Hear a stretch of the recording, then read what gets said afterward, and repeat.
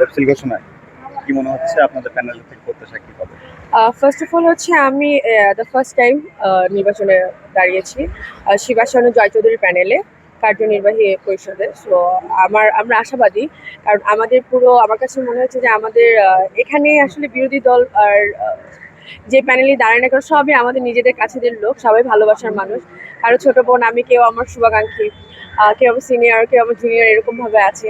তো আমরা আশাবাদী যে যেই প্যানেলই জিতুক না কেন অবশ্যই বেস্ট চয়েস হোক শিল্পীদের জন্য। আপনাদের প্যানেল থেকে উল্লেখযোগ্য কি কি করা হবে শিল্পী সমিতিতে? অ্যাকচুয়ালি এইটা আমার থেকে ভালো বলতে পারবে আমাদের যে সেক্রেটারি যে আছেন সব, উনি বলতে পারবেন, বা আমাদের পুরো টিম যখন একসাথে থাকবো আশা করছি তখন যদি আমি ইন্টারভিউর অ্যান্সার, এই কোশ্চেনের অ্যান্সারটা দিই তাহলে বেটার।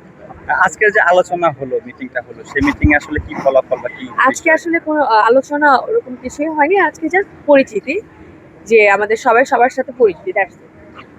আচ্ছা, আরমান মুক্তি প্যানেলের কথা যদি আমরা একটু বলি, উল্লেখযোগ্যভাবে আপনাদের একই সাথে কাজ করেন কিন্তু বর্তমানে তো বিরোধী পক্ষ। হ্যাঁ, কিন্তু বাপ্পারাজ ভাই প্রথমে নির্বাচনের নাম দিয়েছিলেন, পরে তার নামটা উইথড্র করা হয়। Actually I am sorry to say যে আমি একদম লাস্ট পার্টে এসে আর কি আমার নামটা আসে। সো দ্যাটস ওয়াই আমি ওই ফার্স্ট থেকে আসলে জানা নেই আমার কেন বাপ্পা। ফার্স্ট টাইম এফডিসি শিল্পী সমিতি নির্বাচনে আমার তো খুবই ভালো লাগছে, আর নির্বাচন বরাবরই আমার কাছে খুবই ভালো লাগে, কারণ নির্বাচন মানে আমার কাছে মনে হয় নির্বাচনটা আসলে ফার্স্ট ফোকাস আমার জন্য থাকে না, আমার জন্য বেশি দেখা হচ্ছে মিলন মেলার মতো মনে হয়, যে পুরো মনে হয় এফডিসি জুড়ে হই উঠলো, কত মানুষ দেখা যাচ্ছে। সো আমার কাছে পুরোটাই একটা মিলন মেলা মনে হয়। শিল্পীদের কাছে যারা সহকর্মী আছে আপনার কেমন লাগছে যে জাতীয়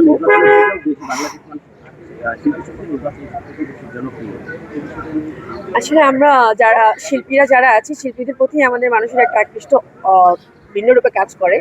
সো এর মাঝে আবার নির্বাচন, সো দ্যাটস ওয়াই সবার একটা এক্সাইটমেন্ট কাজ করে। ইনশাল্লাহ যদি সুষ্ঠুভাবে সুন্দর করে যদি নির্বাচনটা হয়, এটাই আশা করছি। আপু, অন্য একটা প্রসঙ্গে তো যেতে চাই, চিত্রনায়ক সালমান শাহ আপনাদের মিডিয়া পাড়ার একজন বা বাংলাদেশের একজন অ্যাসেট সম্পদ ছিলেন। 30 বছর পরে তার আবার মরদেহ আসলে কোর্ট থেকে নির্দেশ দিয়েছে তুলে ফরেনসিকে ই করার জন্য। এই বিষয়টি নিয়ে আপনার কি বলবেন?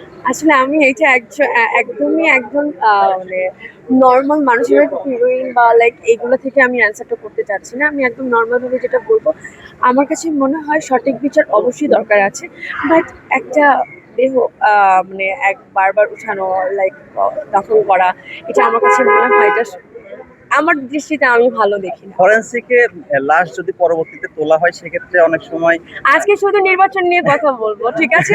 আল্লাহ হাফেজ, আল্লাহ হাফেজ, আল্লাহ হাফেজ।